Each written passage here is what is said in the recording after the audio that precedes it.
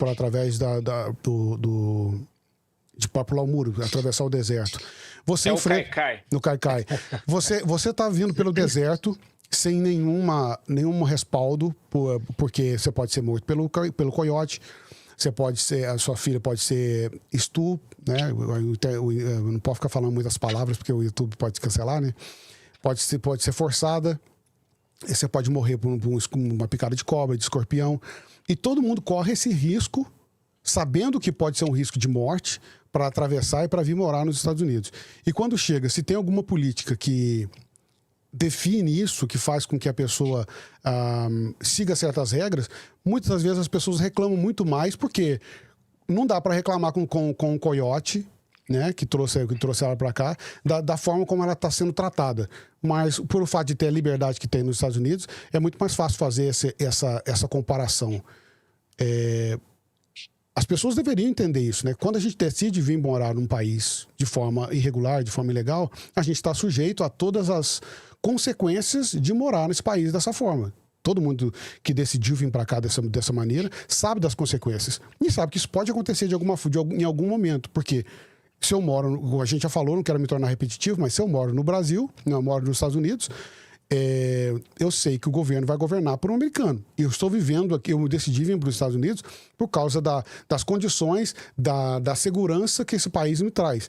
Se o governo tenta apertar o cerco para poder deixar esse país mais seguro, ou tão seguro quanto quando eu estava vivendo, vai ser uma boa para mim, como imigrante.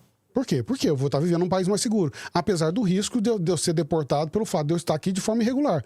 Sim, mas é um risco que a gente assumiu quando a gente saiu do país. Não é uma novidade se algum de nós não for aprovado ou for levado, porque a gente sabe que isso pode acontecer. Concorda? Então, é só ter isso. Os Estados Unidos precisa de imigrante? Precisa. Todo imigrante aqui é importante? Todo imigrante aqui é importante. Mas o fato de ter 10 mil na fila, se eles perderem 3 mil aqui dentro, tirarem 3 mil daqui de dentro, não vai fazer tanta diferença para os Estados Unidos como instituição, tá? Como país. Não tô falando que essas pessoas não são importantes, elas são importantes. Cada uma com o seu grau de importância. Mas o fato de ter 10 mil na porta querendo entrar, tirar 3 mil dos Estados Unidos, não vai fazer tanta diferença assim para os Estados Unidos. Você acha que essa é uma outra forma de fazer essa análise, Will? Eu acho o seguinte, hoje a gente sabe que os Estados Unidos, o que eles visam, principalmente na questão de imigração, é saber quem é que está aqui.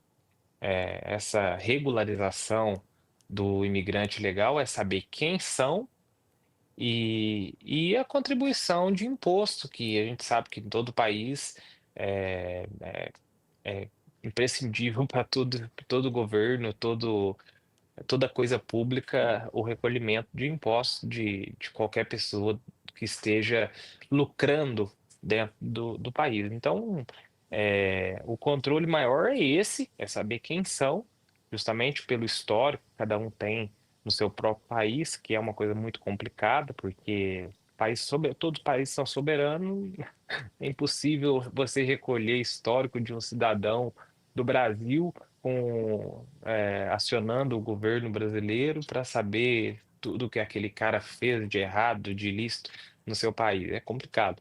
Mas o que os Estados Unidos busca saber e entender é principalmente isso, para não colocar qualquer um e aceitar qualquer um aqui como se nada tivesse acontecendo, porque o risco existe, né? Ô, Carla, a gente sabe que os Estados Unidos é um lugar muito procurado por todo mundo pelas maravilhas que ele proporciona. Mas uma pessoa que sai do Brasil, a gente tem que entender o seguinte: ver as pessoas sendo tiradas das ruas, sendo arrastadas daquela forma tão grotesca, aquilo machuca o coração da gente. A gente fica sentindo mal de ver toda aquela situação. É ruim. Mas uma porrada de gente, falando especificamente do Brasil, que sai do Brasil que não conseguiu comprar um Fusca, não consegue comprar um Uno sem ter fiador, sem comprar um Uno por 50 mil reais, porque lá você vai comprar um carro, hoje em dia é 100 mil. né? Você não consegue ter isso, ou você fica escravo para poder pagar. Chega aqui, você consegue ir lá comprar praticamente um Prio Zero, um Ford Fusion quase zerado, um C-Max. Logo no segundo dia que você está nos Estados Unidos, você tem seu próprio cartão de crédito, você tem cartão de débito, você tem conta bancária, você tem muito mais institucionalmente, ilegalmente morando nos Estados Unidos que você tinha no Brasil. Você tem muito mais dignidade morando nos Estados Unidos que você tinha no Brasil. Você trabalha muito mais? Trabalha.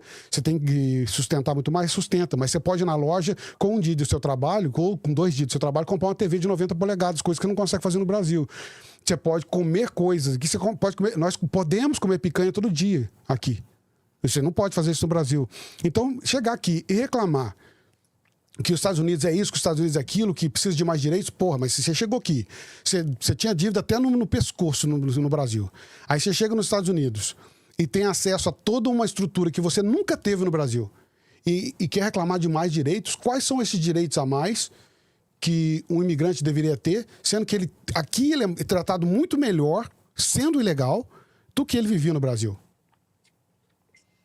Sem dúvida. Quando a gente mora fora, a gente tem o conforto, né, comparado ao Brasil, porque a gente sabe que no Brasil as coisas são muito difíceis. Qualquer tipo de, se você tem um emprego, se você tem um negócio, você tem que matar um leão por dia, né? E as coisas são muito difíceis, o dinheiro é difícil de sobrar, né?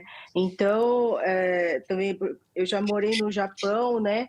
E todo lugar que você vai morar, você tem que se adaptar à cultura do lugar, você tem que ter um mínimo de respeito, né, pela cultura e saber se adaptar e viver conforme as regras daquele país, né? Então, eu penso assim que durante o governo Biden, os Estados Unidos é o xerife do mundo. Então, era muito ruim ter um presidente fraco, né? Isso fez total diferença, porque aí você vê que quando teve o atentado contra o Trump, quem que era? Era de esquerda, né? Quando o Charlie Kirk foi esquerda também, entendeu? Então, quer dizer, o Trump entrando, ele tem esse jeito dele, né? E eu acho que considero muito bom, porque as pessoas não esperavam que ele ia ser eleito, né? E ele foi, ele está aí. Então, ele está colocando muitas medidas para